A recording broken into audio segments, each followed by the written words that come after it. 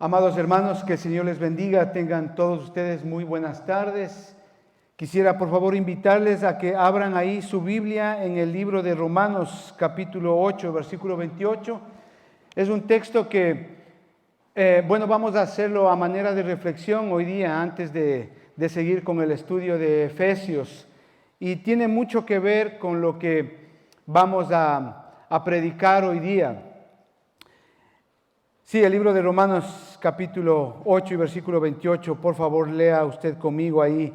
Dice así, es un texto muy conocido, es un texto que muy utilizado también. Romanos capítulo 8, versículo 28 dice así, y sabemos que a los que aman a Dios, todas las cosas les ayudan a bien. Esto es, a los que conforme a su propósito son llamados. Vamos a orar, hermanos, vamos a darle gracias a Dios. Padre, te damos gracias en el nombre de nuestro Señor Jesucristo por tenerte, Señor, en nuestros corazones. Señor, queremos pedirte, Señor, que en este día, Señor, tú nos bendigas con una bendición especial. Señor, que mientras tu palabra es expuesta, Señor, nuestros corazones sean confrontados a tu verdad, Señor. Ayúdanos a vivir una vida cristiana como tú demandas que la vivamos, Señor. Te lo pedimos esto, amado Padre, en el nombre de Jesucristo.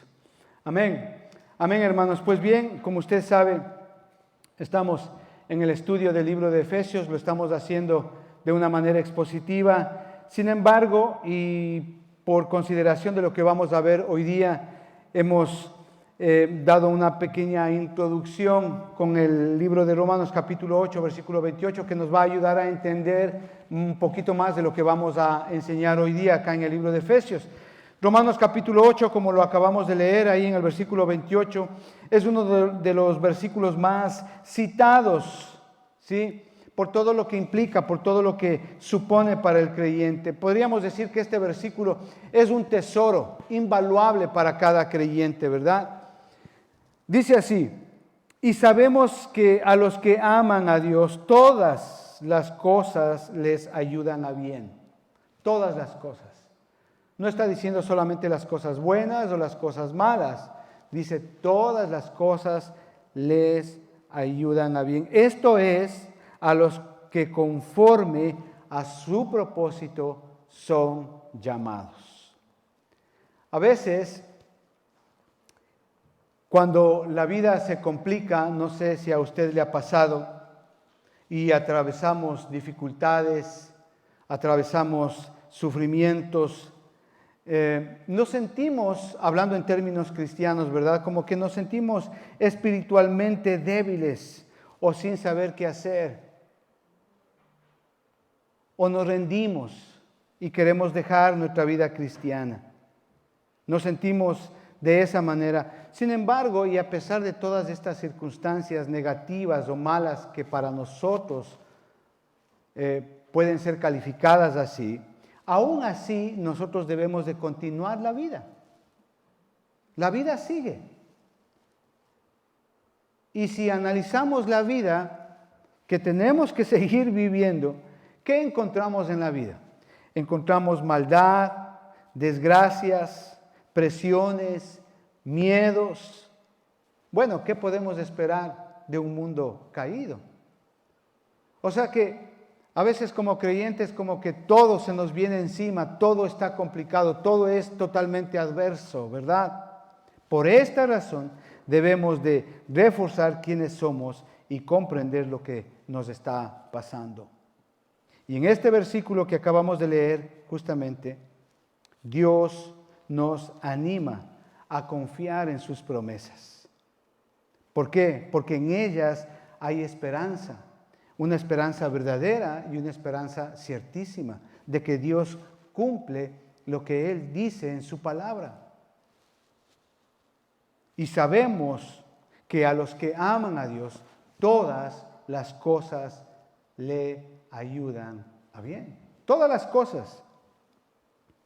Dios actúa, Dios trabaja sin cesar en la vida de quienes le amamos. ¿Para qué?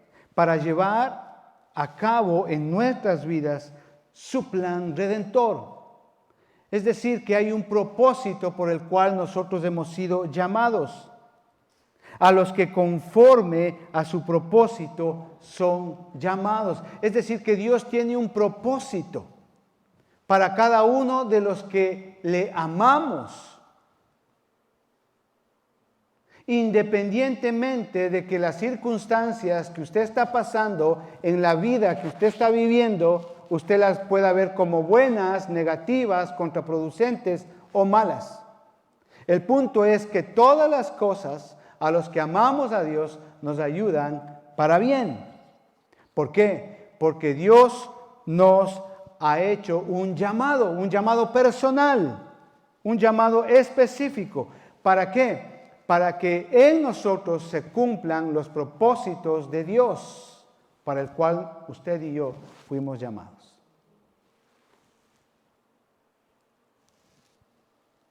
Hay un propósito en la vida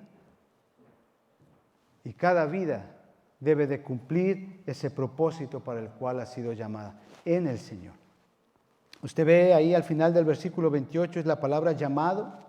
La palabra llamado ahí o llamar viene del griego kletos, ¿sí? Que significa convocatoria o que da la idea de ser convocado, de ser llamado. Ahora, las implicaciones de esta palabra kletos o llamado son incluso mucho más serias. ¿Por qué? Porque indican a alguien cuya participación o presencia se le ha sido ofrecida oficialmente. Es una convocatoria que no se puede negar. Eso es lo que dice esta palabra. Es una convocatoria que usted no puede decir no. Es como, por ejemplo, cuando usted, hablando en términos legales en este mundo, usted es citado a una corte.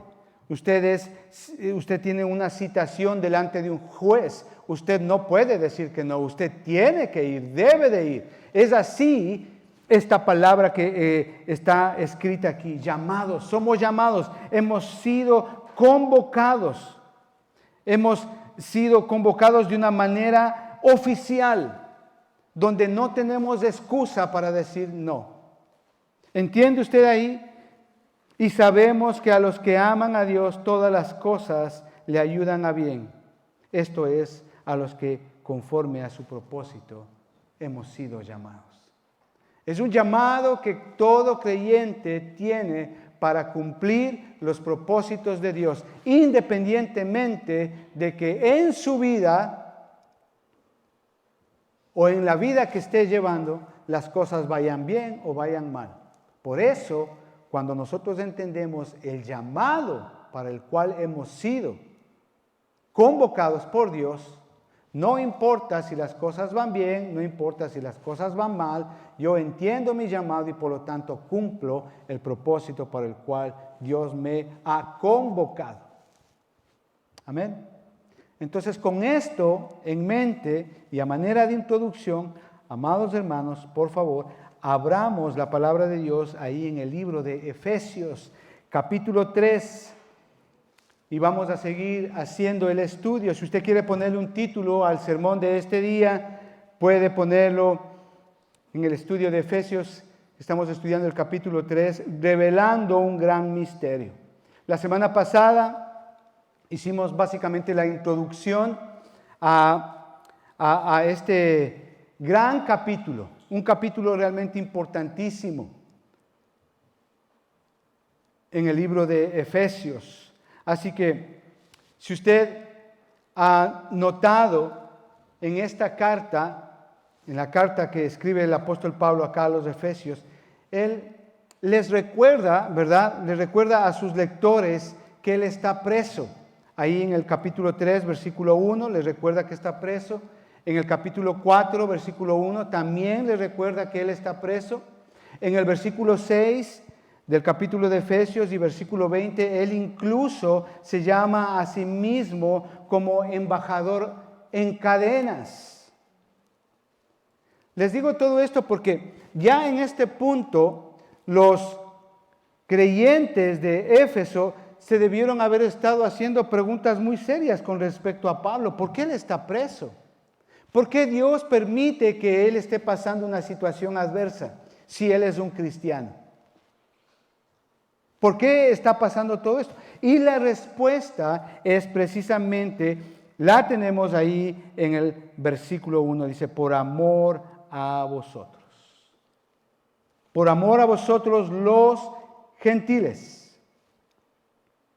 Y no solamente eso, sino que también en este capítulo podemos entender que no solamente Pablo está pasando momentos difíciles por amor a los gentiles, sino que también Pablo acá explica una gran verdad, el misterio de la iglesia. ¿Sí?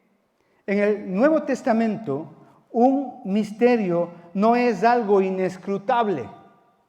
Es más bien una verdad que Dios había escondido en tiempos pasados y que ahora ha sido revelada a aquellos que son de su familia, a aquellos que pertenecemos a Dios.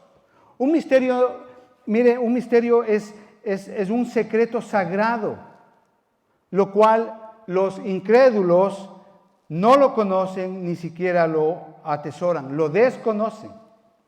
Pero el pueblo de Dios, los creyentes, sí lo conocemos y lo atesoramos. Pablo explica este misterio. ¿Cuál es este misterio? Que los creyentes ahora están unidos a los judíos creyentes en un solo cuerpo. Así que con esto en mente, acompáñenme a leer del versículo 1 al versículo 5. Dice así: por esta causa yo, Pablo, prisionero de Cristo Jesús, por vosotros los gentiles, si es que habéis oído de la administración de la gracia de Dios, que me fue dada para con vosotros, que por revelación me fue declarado el misterio, como antes lo he escrito brevemente, leyendo lo cual podéis entender cuál sea mi conocimiento en el misterio de Cristo. Misterio que en otras generaciones no se dio a conocer a los hijos de los hombres, como ahora es revelado a sus santos apóstoles y profetas por el Espíritu. Es decir que aquí en esta porción Pablo les está revelando no solamente que él está preso por amor a los gentiles, sino que también él está pendiente y su propósito de su llamado es indicar, enseñar, explicar este gran misterio que antes ha sido velado, que en la antigüedad era velado y que ahora él está explicando, está revelando de qué se trata. De que los gentiles creyentes y los judíos creyentes ahora son un solo cuerpo en Cristo, es decir, la iglesia. Los gentiles creyentes ahora están unidos a los judíos creyentes en un solo cuerpo. Esa es la revelación de ese misterio que en el Antiguo Testamento no sabían y que ahora se le ha sido revelado a Pablo para enseñar a los gentiles. Mire el versículo 6. Que los gentiles son coherederos y miembros del mismo cuerpo y copartícipes de la promesa en Cristo Jesús por medio del Evangelio.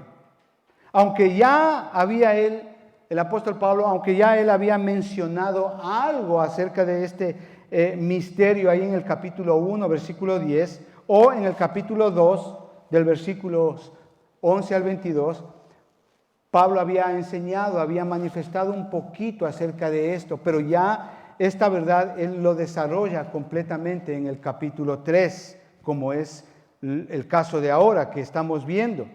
Y esta gran verdad, este secreto sagrado que se había apoderado literalmente de su vida, había consumido literalmente su vida y ministerio.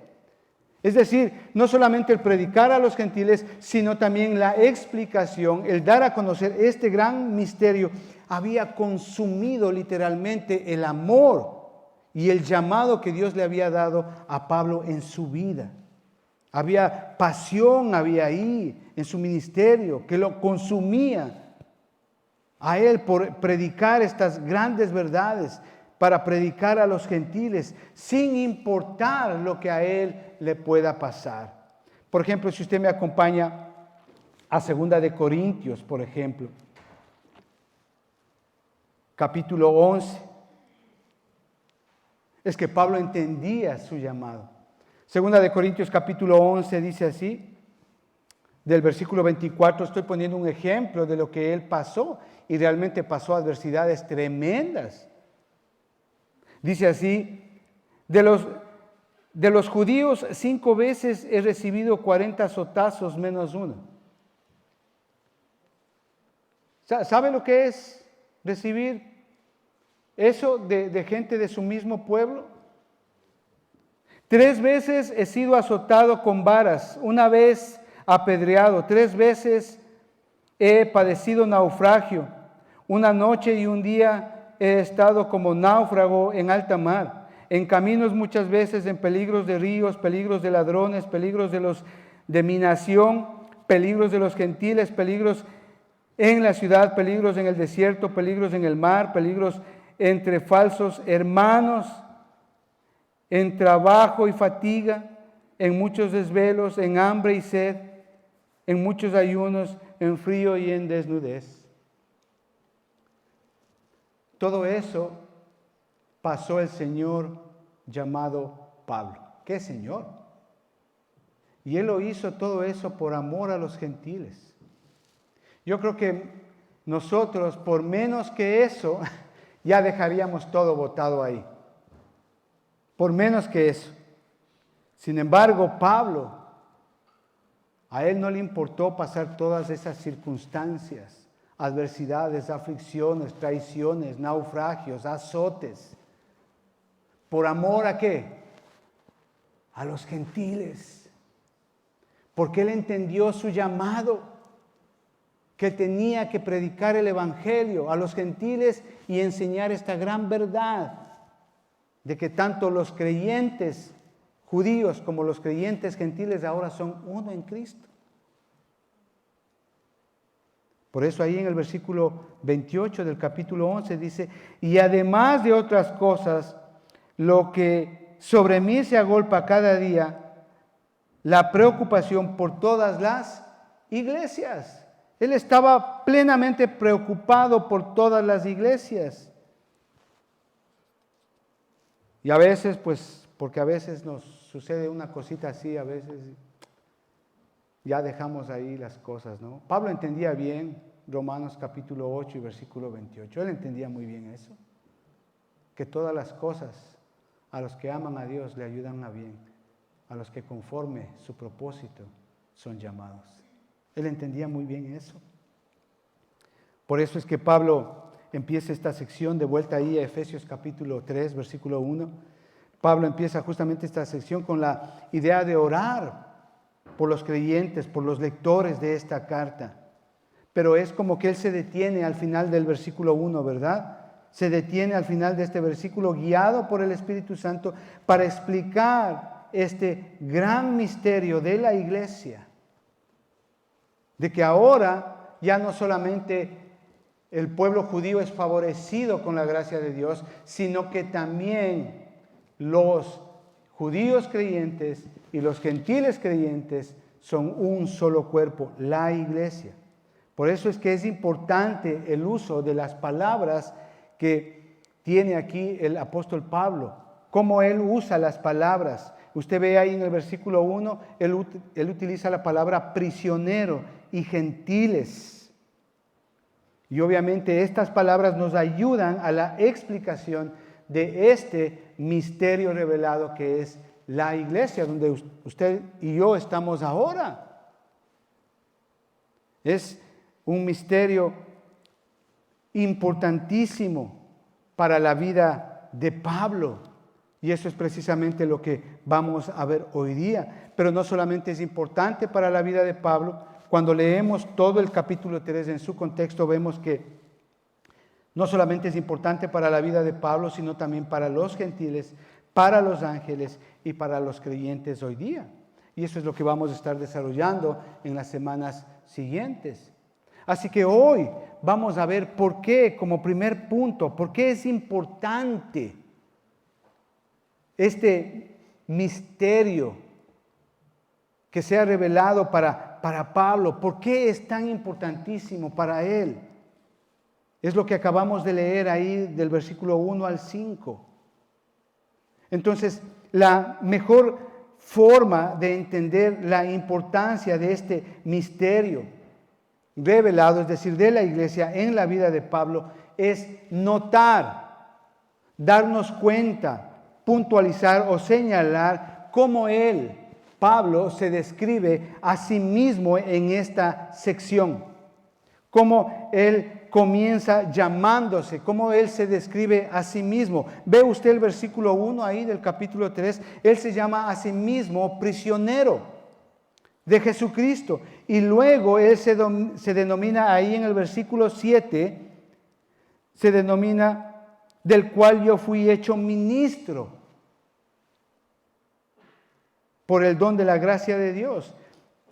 Entonces, él se denomina a sí mismo como prisionero y se denomina a sí mismo como ministro.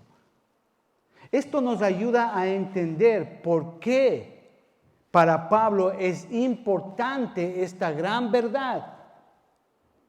El hecho de la importancia que tiene este misterio revelado. Es decir, de que ahora está formada la iglesia. Tanto de judíos creyentes como de gentiles creyentes. Esto era tan importante para Pablo que Pablo, podemos poner como punto A, Pablo se denomina a sí mismo prisionero de Jesucristo. Pero ¿por qué él se llama prisionero de Jesucristo? ¿Por qué él se denomina a sí mismo prisionero de Jesucristo? ¿Por qué? Recordará que Pablo estaba preso. ¿Por qué? Porque él creía en el nuevo programa de Dios, de unir a los judíos creyentes y a los gentiles creyentes en un solo cuerpo, la iglesia. Usted ve ahí versículo 3, que por revelación me fue declarado el misterio como antes he escrito brevemente. Es decir, que a Pablo se le reveló este misterio. Por eso es tan importante para él esta revelación que él a sí mismo se denomina prisionero de Cristo. Ahora, en esto debemos de entender algo muy importante, amados hermanos, que nos ayuda a entender por qué para Pablo es importante este punto, tan importante que él mismo se denomina prisionero de Cristo. Debemos de entender, hermano, que los judíos de esa época, los fariseos, los saduceos, los escribas, consideraban a los gentiles como perros. Y algunos de los judíos creyentes debemos de entender también que en este contexto no tenían una buena actitud con los gentiles creyentes en esa época. Es decir, tenían ese aspecto de menosprecio, ¿verdad?, a los nuevos creyentes judíos. A veces pasa también en las iglesias hoy día eso, ¿no? Hay creyentes que pues piensan que saben todo, ¿verdad? Y como que menosprecian al pobre hermanito, a la hermana que llegó ayer, hace un mes a la iglesia y que no sabe, ¿verdad? Yo creo que ese no es el punto. El punto es obviamente que Pablo entendía el contexto cultural en el cual se desenvolvía justamente esta iglesia acá en Éfeso. Había judíos que obviamente tenían ese prejuicio contra los nuevos creyentes gentiles. Entonces, en este aspecto, amados hermanos, tenemos que analizar un poquito acerca del contexto social, cultural y sobre todo religioso en el cual se desenvuelve esta carta, en el tiempo en el cual Pablo está escribiendo esta carta, hermano. El primer aspecto que debemos de entender, hermano, para comprender por qué Pablo se denomina a sí mismo como prisionero de Cristo, es que Pablo era un líder de la ortodoxia judía antes de que él sea ganado para Cristo, antes de que él venga a ser creyente. Por ejemplo, ahí En Filipenses capítulo 3, del versículo 4 al 7, podemos ver quién era él. Fariseo de fariseos. Realmente Pablo, antes de venir o tener un encuentro con Jesucristo, era una persona probablemente de las más intelectuales y las más influyentes en aquella época. Una de las personas probablemente más inteligentes que pudo haber existido en esa época. Tenía posición, tenía posesión. Era una de las personas que no solamente era influyente, sino que tenía poder. Él estaba de acuerdo con la persecución a esta nueva religión que estaba surgiendo en ese momento, los llamados cristianos. De hecho, posiblemente Pablo estuvo presente cuando Esteban fue apedreado y muerto. Pablo tenía a cargo un ejército para perseguir a los cristianos. Sin embargo, cuando él llega a Cristo, él dice que todo eso que él tenía, lo tiene por basura. Por amor a Cristo, hermano. Por amor a Cristo. Qué interesante. Entonces, eso tenemos que entender. Otro aspecto que debemos de entender, no solamente que Pablo era un líder de la ortodoxia judía cuando Cristo lo salvó, sino que también otro aspecto que debemos de entender, que los primeros creyentes en la iglesia primitiva fueron judíos. 100% judíos. Hechos, por ejemplo, capítulo 1 nos habla de esto. Si usted me acompaña al libro de los Hechos, capítulo 1 y versículo 8 dice así: pero recibiréis poder cuando haya venido sobre vosotros el Espíritu Santo y me seréis testigos en Jerusalén. Es decir, que cuando ya los apóstoles recibieron al Espíritu Santo y comenzaron a predicar, ellos primeramente comenzaron predicando el Evangelio en Jerusalén.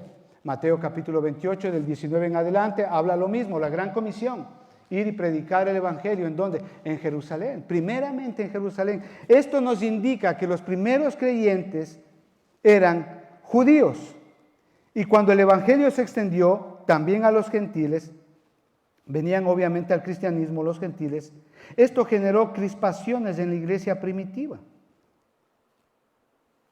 Eso lo explicamos, recordará usted, cuando estudiamos el capítulo 2 del libro de Efesios. Había esos pleitos entre judíos creyentes y judíos y gentiles creyentes. Había estos pleitos. Otro aspecto que debemos de considerar acá para entender de por qué Pablo se denomina a sí mismo prisionero de Cristo, es que Pablo, en la providencia de Dios, él comenzó su ministerio en una iglesia en Antioquía, la cual estaba compuesta no solamente de judíos, sino también de gentiles. Hechos capítulo 11, del versículo 19 al 26, nos explica esto.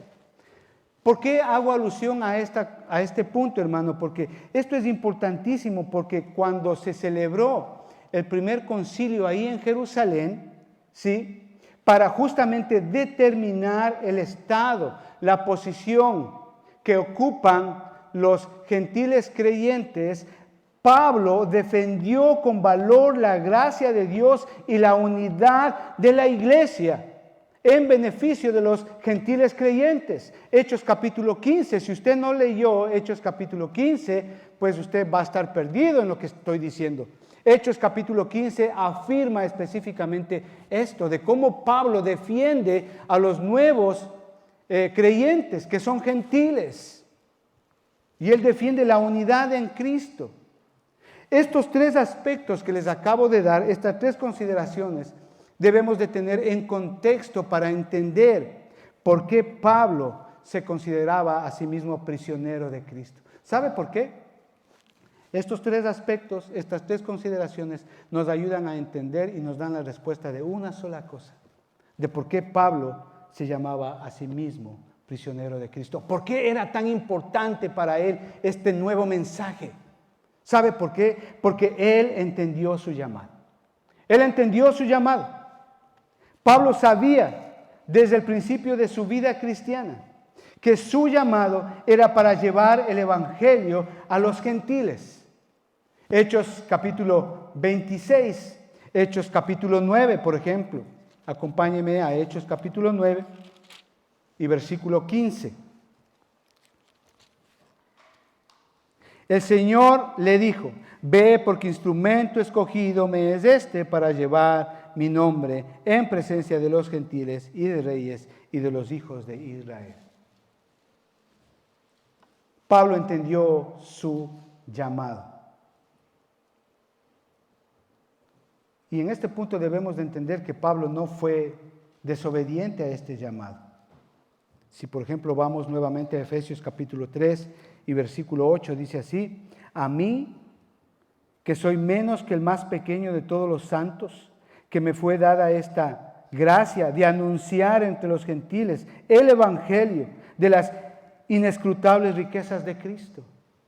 ¿Entiende? Pablo entendió su llamado y él fue obediente a ese llamado. Él no se negó a este llamado. Donde quiera que Pablo iba, él ministraba la palabra de Dios, establecía iglesias compuestas tanto de judíos como de gentiles creyentes, todos uno, un solo cuerpo, una sola iglesia. Gálatas capítulo 3, versículo 28, puede leer usted.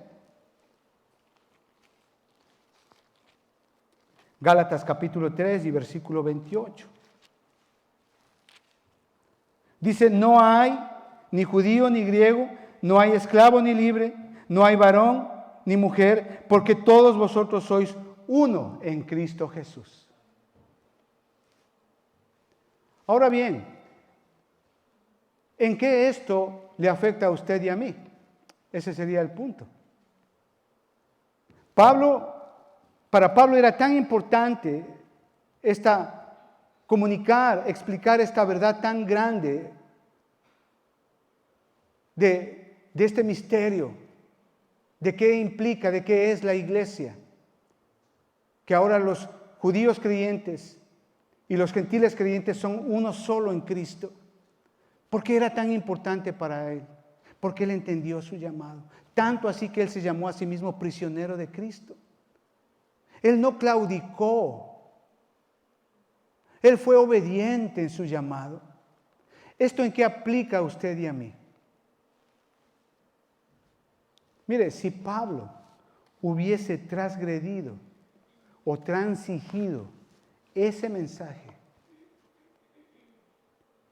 si él hubiese ablandado, tergiversado ese mensaje, si él hubiese fomentado los prejuicios judíos que tenían contra los gentiles, de seguro él no hubiese, o probablemente él no hubiese sido puesto en la cárcel. Él hubiese sido liberado. Pero no, él no claudicó, él entendió y fue fiel a su llamado. Amado hermano, ¿cómo usted está predicando estas buenas nuevas? ¿Cómo usted está predicando la palabra de Dios? Ese es el punto que nos aplica a usted y a mí. Si usted ve, él no tergiversó, él no manipuló esta verdad. Él no ablandó esta verdad. Y él desde Efesios capítulo 1, capítulo 2 especialmente, él va precisamente y nos muestra una gran verdad, que estamos muertos en delitos y pecados. Digo esto porque ahora el evangelio se vende como cualquier cosa ahí, como algo en el mercado, como algo que está de oferta. Y si crees en Cristo, pues vas a ser salvo. Y si crees en el Señor, todas las cosas te van a ir bien. Si Dios es amor, Dios te ayuda, Dios es bueno, Dios te protege.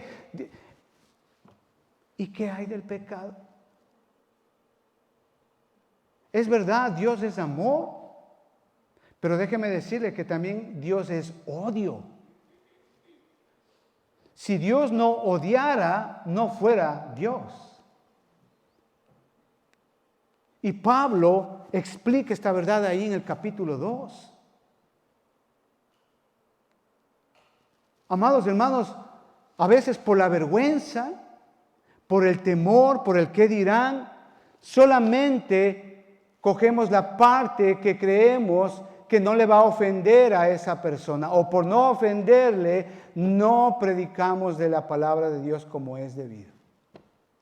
Porque usted tiene miedo de que se le vaya a enojar, de que no regrese a la iglesia. Ese no es el punto, amado hermano. Usted tiene que predicar lo que la palabra de Dios dice. Mucha gente está hablando en estos días por lo que está pasando en California, ¿verdad? Yo creo que todos conocemos lo que está pasando en California. California prácticamente el día de hoy es un infierno. Se está quemando. Literalmente usted va a decir por qué Dios permite eso. Si usted va a Romanos capítulo 1, versículo 18, usted va a tener la respuesta de eso. Dios mismo ejecuta un juicio. Dios es Dios. Dios mismo les lleva a tener una mente reprobada. Dios mismo les hunde más por su desobediencia, por su desamor, por rechazar a Jesucristo. Es un juicio de Dios. Entonces, a veces queremos, por ejemplo, si usted, acompáñeme al Salmo capítulo 7, por ejemplo. Este es un ejemplo muy claro de lo que estamos. Salmo capítulo 7, versículo 11. Dice así: Dios es juez justo. Y Dios está airado ¿contra quién? Contra el impío. ¿Cuándo? Todos los días. Mire, si usted conoce una persona o alguien que usted ama y que está en fornicación, usted no puede ir solamente diciéndole: mira, Dios es amor, Dios es bueno, Dios te va a dar esto, Dios te va a prosperar, Dios es lindo, mira, si tú vienes al Señor, todas las cosas te van a salir bien. No, hermano. Usted tiene que predicarle lo que dice la palabra de Dios. Mientras sigas fornicando, Dios te va a odiar todos los días. Dice así. Si usted va más atrás, por ejemplo, ahí en el Salmo 5, del versículo 4 al 5. Igual, son dos ejemplos muy pequeños. Dice: porque tú no eres Dios que se complace ¿en qué? En la maldad. Dios no se complace en la maldad. El malo no habitará junto a ti. Los insensatos no estarán delante de tus ojos. Aborreces a todos los que hacen iniquidad. Ese es Dios. Ese es el Dios de la Biblia. Cuando una persona está haciendo algo malo, está viviendo en maldad, Dios le odia, Dios le aborrece.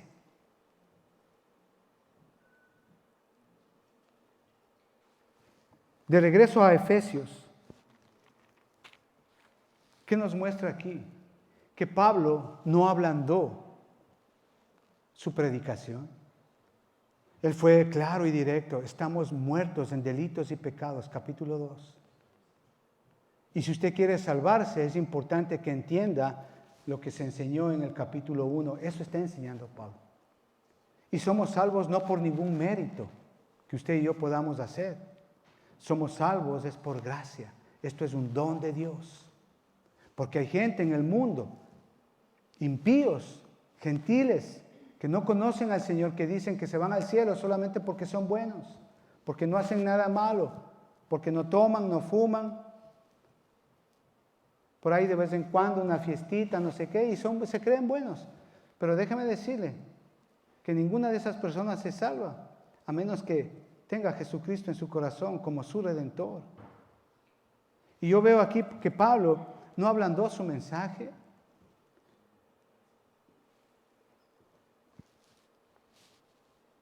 Lo importante, amados hermanos, es pedirle a Dios sabiduría y dirección para entender el llamado para el cual Dios nos ha dicho que hagamos. ¿Entiende usted el llamado que Dios le ha dado a usted en su vida? ¿Entiende?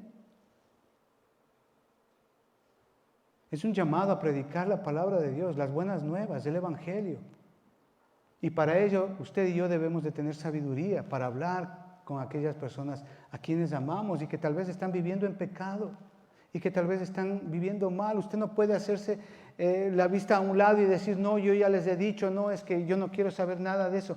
No, hermano, Dios nos da la responsabilidad. Y Pablo fue diligente y fiel en su llamado. ¿Para qué? Porque hay un propósito en la vida de cada ser humano con relación a Dios. Y tal vez por la negligencia de nosotros, mucha gente no escucha el Evangelio.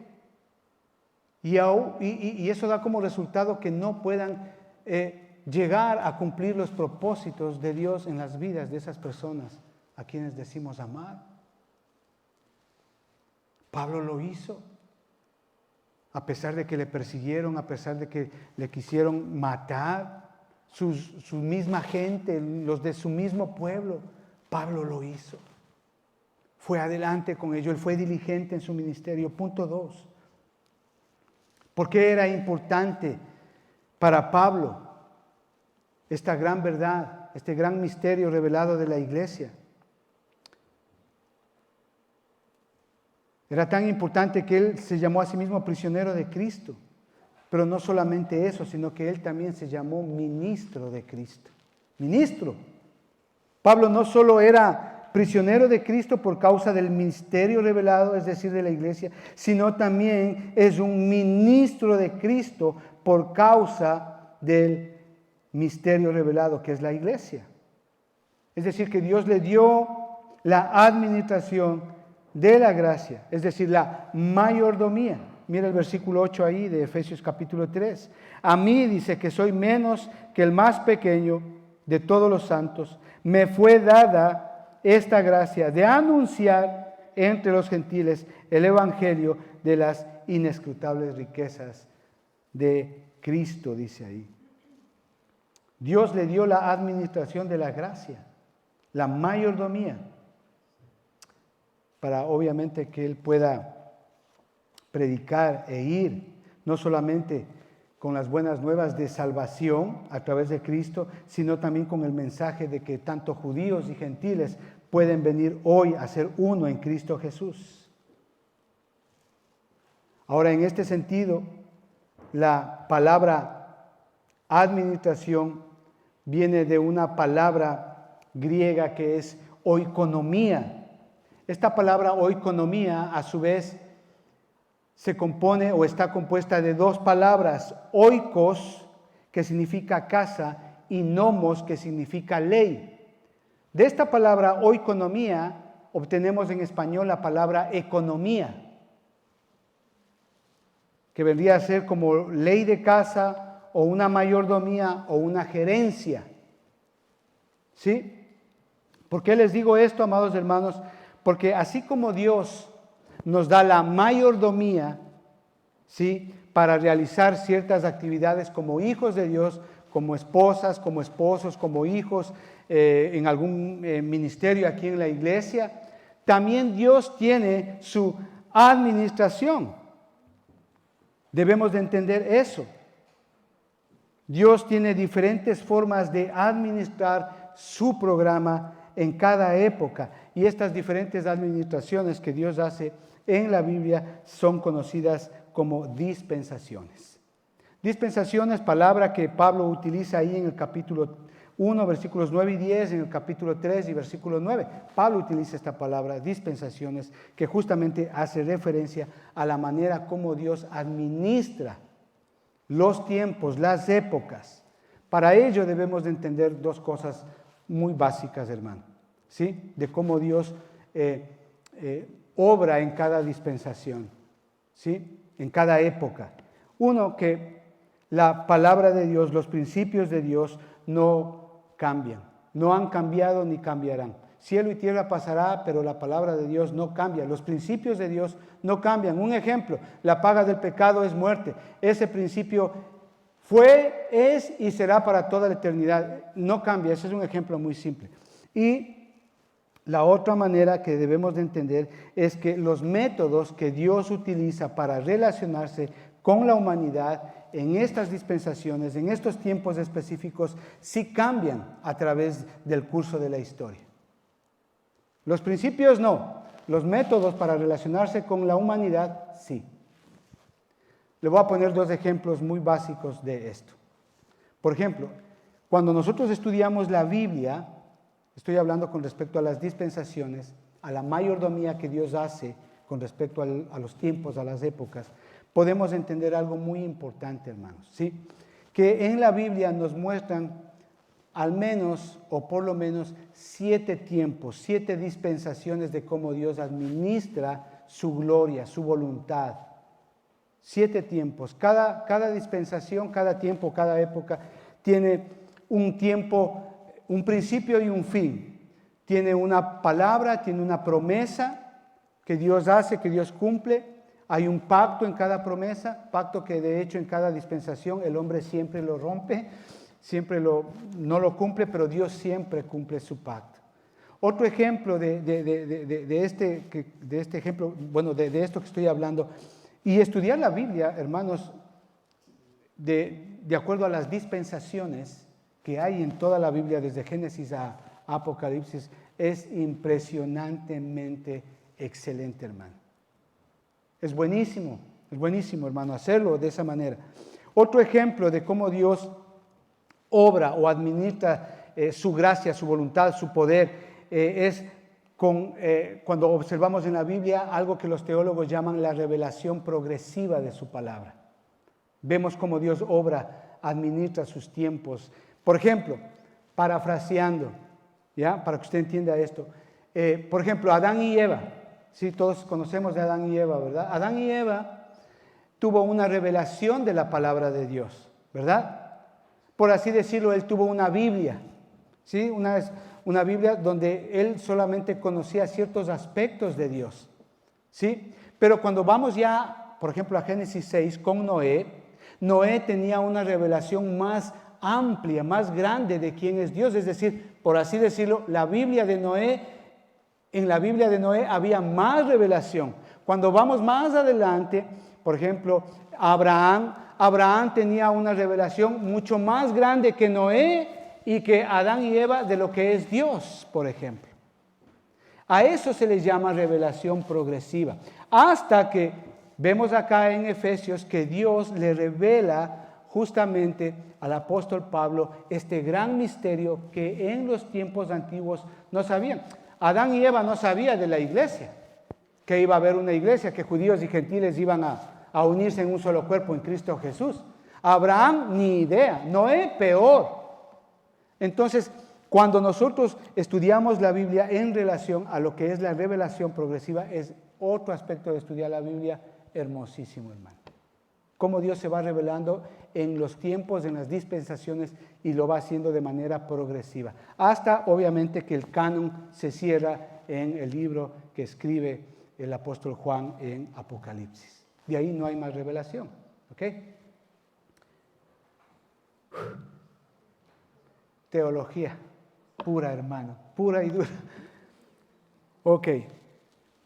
¿Por qué Pablo fue tan importante para Pablo esta revelación? Que no solamente él se llamó prisionero de Cristo, sino que él se llamó a sí mismo ministro de Cristo. ¿Sabe por qué? Porque él no solamente entendió su llamado, sino que como punto B, él entendió su ministerio. Él entendió su ministerio. Dios le llamó a Pablo a ser administrador del ministerio con responsabilidad de compartirlo no solamente a los judíos, sino también a los gentiles. Es decir, no era suficiente solo con ganarlos para Cristo y constituirlos ahí en iglesias locales, no. También tenía que enseñarles las maravillosas posiciones y posesiones que tenemos en Cristo Jesús, como miembros de un solo cuerpo, la iglesia. Ahora ya no solamente es una nación israelita que puede obtener los beneficios de la gracia de Dios. No, ahora ya no. Ahora también somos beneficiarios nosotros los gentiles. ¿Cómo? En un solo cuerpo, la iglesia, un cuerpo vivo. Ya no un pueblo, ahora un cuerpo vivo, la iglesia. En Cristo Jesús, compartiendo la gracia de Dios al igual que los judíos. Esta verdad, como les había dicho hace un momento, no había sido revelada en el Antiguo Testamento, fue revelada obviamente a los apóstoles y profetas del Nuevo Testamento. Y aquí quiero hacer un paréntesis, hermano, para explicar esto, porque estas iglesias de gracia barata toman este versículo, el versículo 5, para hacer y deshacer ahora. Mira el versículo 5 de Efesios 3, dice así: misterio que en otras generaciones no se nos dio a conocer a los hijos de los hombres, como ahora es revelado a sus santos apóstoles y profetas por el Espíritu. Aquí abro un pequeño paréntesis, hermanos, solamente para indicar cómo están escritas en el original griego estas dos palabras, apóstoles y profetas. Ok, la palabra apóstol que usted ve ahí en el versículo 5, casi al final, viene del griego apóstolos, que significa mensajero, delegado, embajador del Evangelio, comisionado por Cristo. Ese es un apóstol, hermano. Es aquella persona que el Señor mismo le comisionó para hacer personalmente, para llevar el Evangelio. ¿Sí? Para llevar la palabra de Dios. Y usted ve ahí la palabra profeta. La palabra profeta viene del griego profetés, que significa vocero. ¿Por qué? Porque en la antigüedad habían los voceros, los profetes, o profetas en español, para que usted diga, eran aquellas personas que iban a las plazas o a la puerta de las ciudades y se paraban ahí y ellos hablaban ahí. Ellos eran los voceros y daban algún anuncio del rey, de lo que va a pasar o de nuevas leyes que van a darse, etcétera, etcétera. Pero esta palabra profeta que usted ve ahí no tiene nada que ver con los profetas del Antiguo Testamento, nada que ver. Como ahora estas iglesias llenas de profetas y de apóstoles que realmente no lo son y obviamente hacen usufructo, robando el dinero a mucha gente y engañando a mucha gente. Y hasta aquí cierro el paréntesis. Entonces, la palabra apóstol y profeta que usted ve aquí tiene que ver solamente con el hecho de predicar la palabra de Dios, el Evangelio.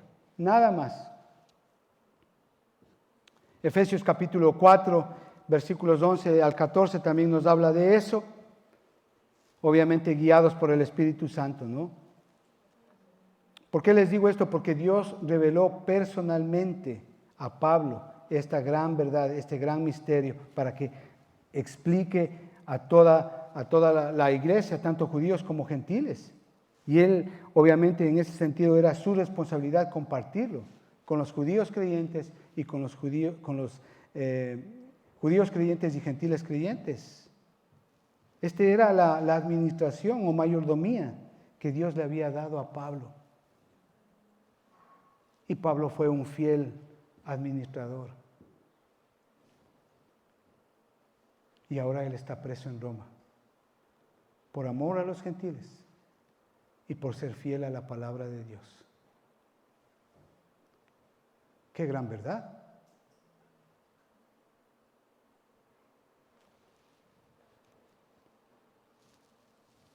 Ser fiel en su llamado y ser fiel en su ministerio le resultó a Pablo en arresto,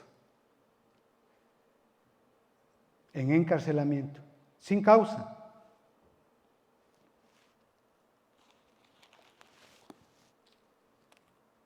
¿Qué nos impide predicar el Evangelio, amados hermanos? ¿Temor a pasar malos momentos? ¿Qué nos impide ser fieles a nuestro llamado, ser fieles a nuestro ministerio? ¿Qué nos impide, hermanos? Reflexionen en su vida. ¿Qué argumentos hay en su corazón? ¿Qué temores hay en su corazón? ¿Qué vergüenzas hay en su corazón que le impide predicar el Evangelio? Pablo es una muestra de que a él le importaba esta gran verdad. No solamente de predicarles de Jesucristo, sino también de enseñarles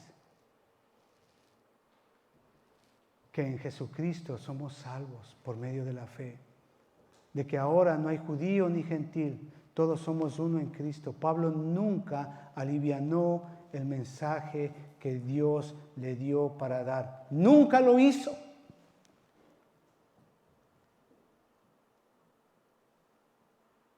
Él no tergiversó, él no ablandó el mensaje que Dios le dio para dar. A pesar de que por esa causa él estuvo preso, fue apedreado, apaleado, azotado, pasó hambres. Amados hermanos, ¿qué nos impide? ¿Qué nos impide?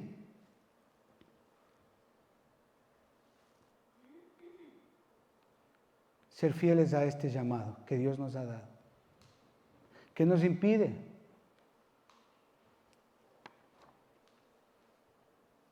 Ser fieles al ministerio para el cual el Señor nos ha escogido. ¿Cómo usted hace las cosas para Dios? ¿Con qué actitud usted viene hoy acá a la iglesia, hermano? ¿Con qué corazón usted predica el Evangelio?